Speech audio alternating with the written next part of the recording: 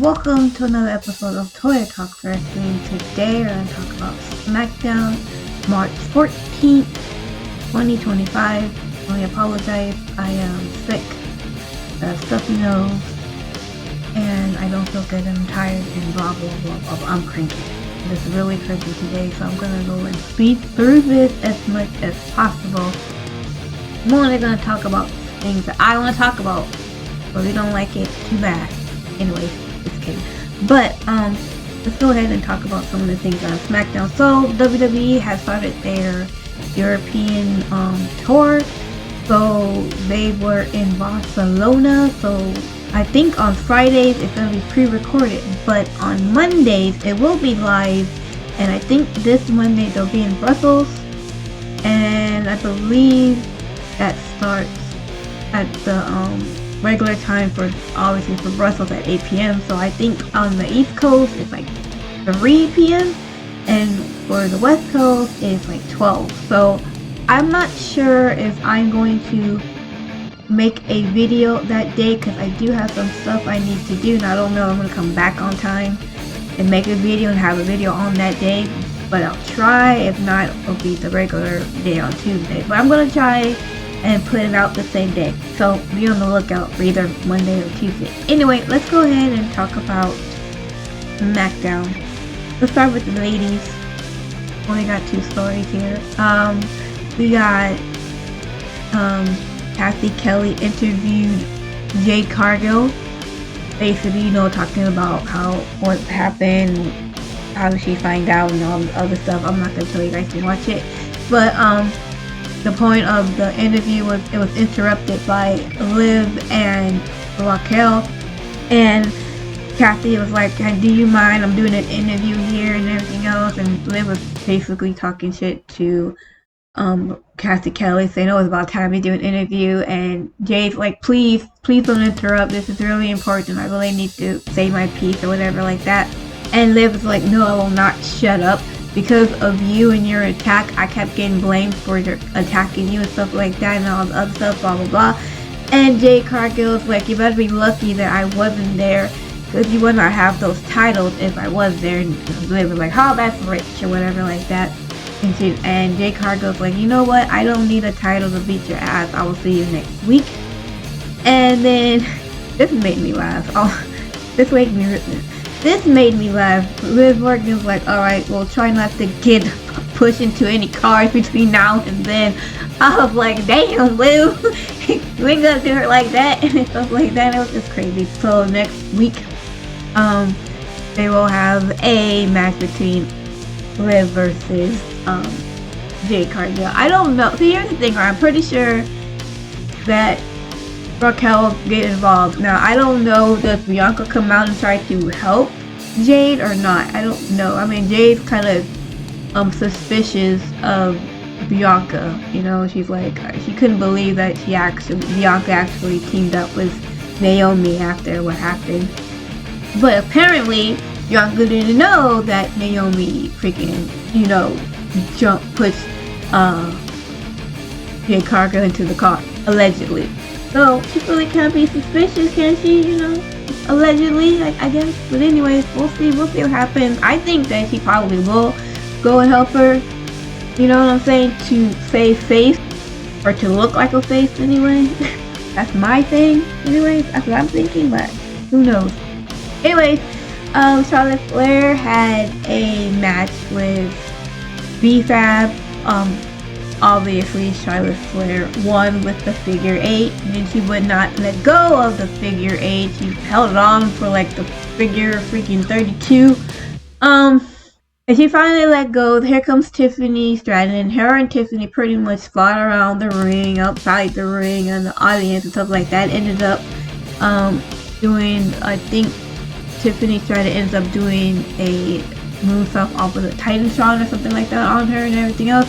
They're trying to make this match like a really great feud, but I don't know if it's because I'm sick. I'm just not feeling it. I'm really just not feeling it. Like, I would want this match to be over with, honestly. I don't know, maybe they can change my mind. We have what, 36 days until WrestleMania? Maybe they can change my mind till then, but right now I'm just like, I don't care. I just don't care. Anyway, let's move on. We had a match between Randy Orton and Carmelo Hayes. This was a really good match. I really enjoyed this match. Eventually Orton won with the RKO after being put into the first 48 by Carmelo Hayes, and out of nowhere RKO. And then Randy Orton, who was trying to be a sportsmanship, and he helps Hayes up, and he was about to shake Hayes' hand, and Carmelo Hayes is like pushes him to the side, like shoves him, stuff like that, and Randy goes, he shrugs and says, "Oh well," and then gives him another RKO, right? And then the crowd was yelling, "Punt, punt, punt, punt." So takes a deep breath and he backs up into the corner, right? He's about to do the punt, and then here comes Kevin Owens. Kevin Owens pulls Carmelo Hayes out of the ring. Randy Orton kind of gets a little bit of a piece of Kevin Owens, but Kevin Owens ends up getting away, and so that was that. Pretty sure that Kevin Owens probably going to jump Randy Orton next week. At least that's what I'm thinking. Unless he's doing another interview in his car about Randy Orton, I'm not even sure. Because I honestly think that remember when he told Cody that he actually likes Randy Orton? He was actually his friend, so I don't know how this is going to work, but we'll see. We shall see. So you had LA Knight. LA Knight was talking to the crowd, talking about how he's glad to have the title back to where it belongs, that he's a 2-time United States Championship and everything else. And then you had Jimmy Uso come out, and Jimmy Uso's basically like, I'm desperate to my way to get to WrestleMania. I'm losing options here, and I feel the only option I have is to challenge you for that title. And I was thinking, oh, that should be a good match, especially at WrestleMania. LA Knight versus Jimmy Uso, that should be good, right?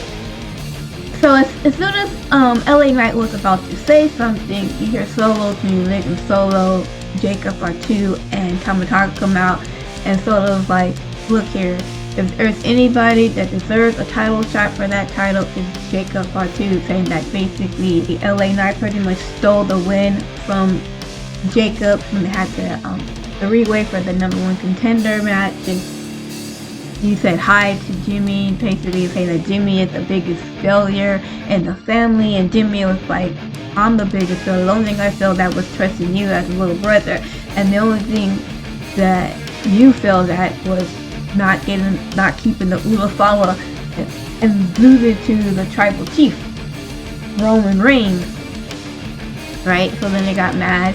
So then I think it was Solo and Tama Tonga was up on the apron, and then Jimmy and LA Knight kind of like went after them, but then they got attacked from behind by Jacob R2, and then they ended up all in a fight and all this other stuff.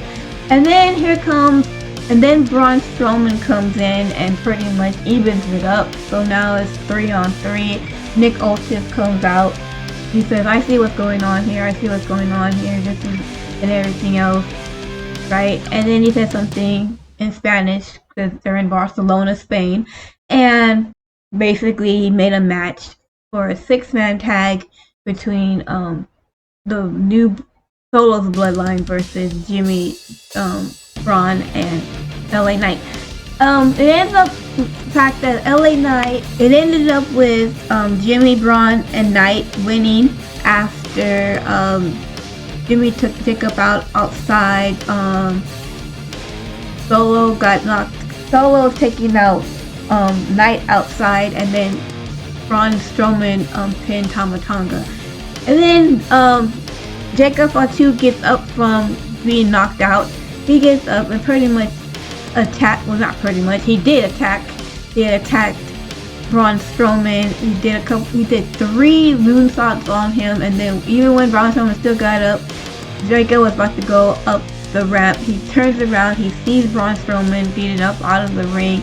He goes around and he spears him in the barricade, and that was pretty much it. Now, I don't know what it is that they're going to do here.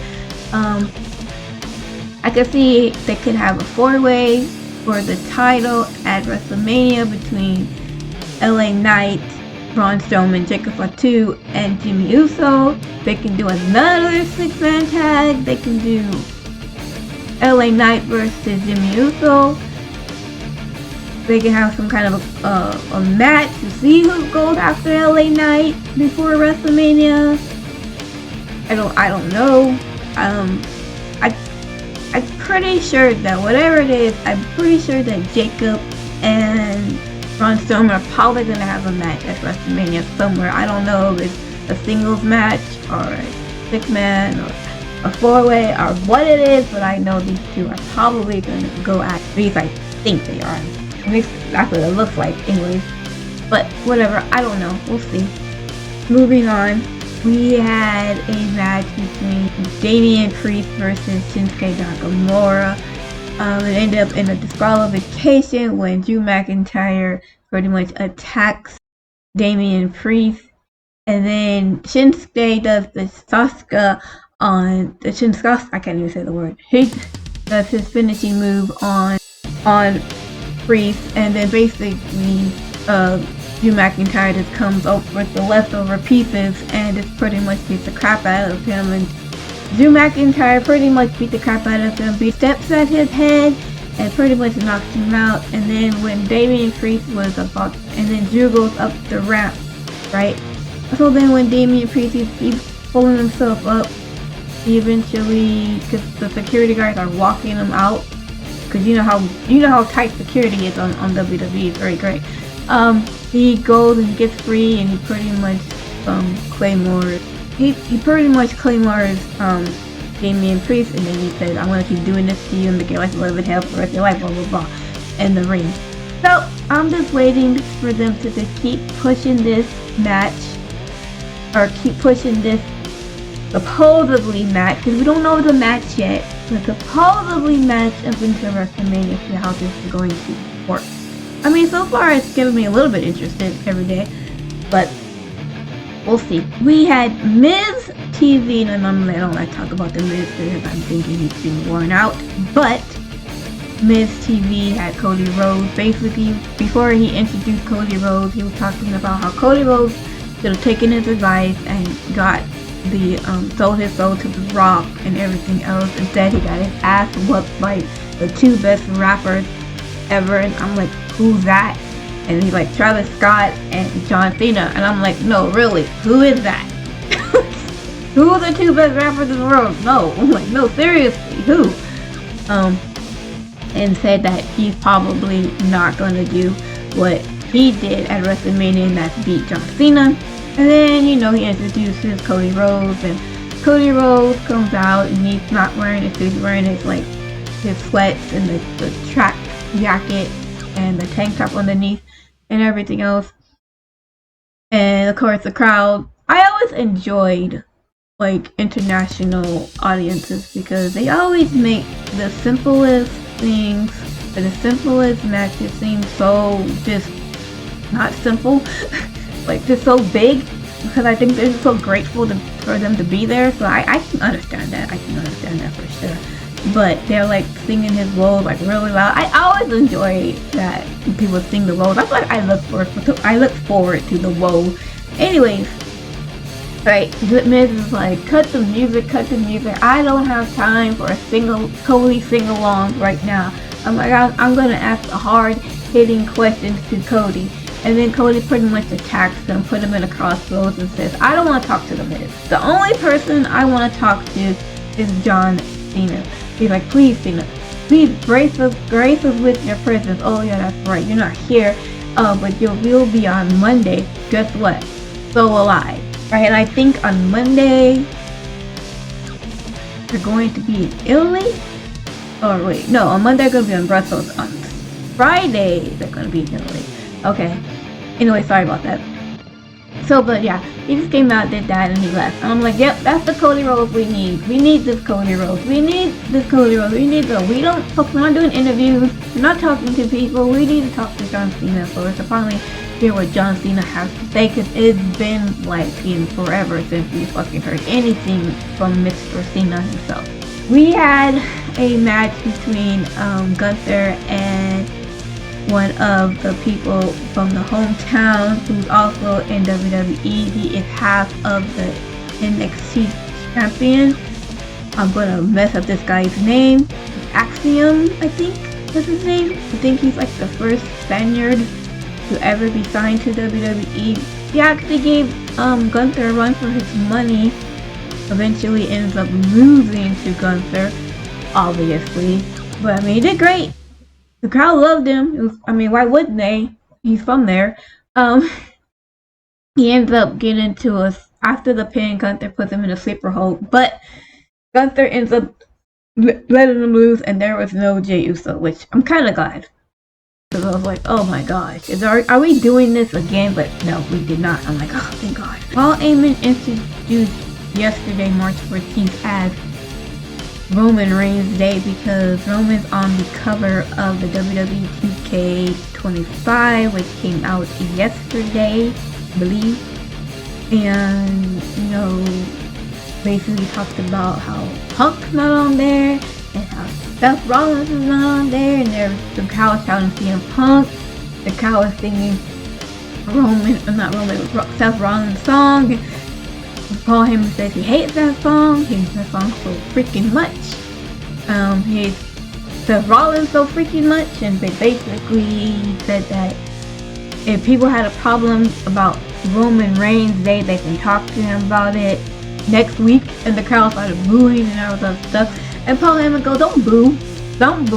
To get some cheap plane tickets and fly your ass over to Italy next week. So he will be there next week. I don't know what's going to happen, but I'm pretty sure CM Punk is going to confront him for sure. Anyways, the last thing I want to talk about is the Tag Team Championship match between DIY and the Street Profits. This was actually a really good match. I really enjoyed it. The Street Profits ends up winning by Gargano and Ciampa pretty much had a miscommunication when they're trying to do meet in the middle, and I believe it was Dawkins that was in the middle. He moved and got hit in the head by Gargano, and then Dawkins powerbombed Gargano and then tagged in Montez Ford. Montez Ford did the Fox Drive from the heavens, and 1, 2, 3, we got new tag team champions. I'm so glad that the Street Profits are tag team champions again. It's been way too long. It's been at least 4, 5 years now.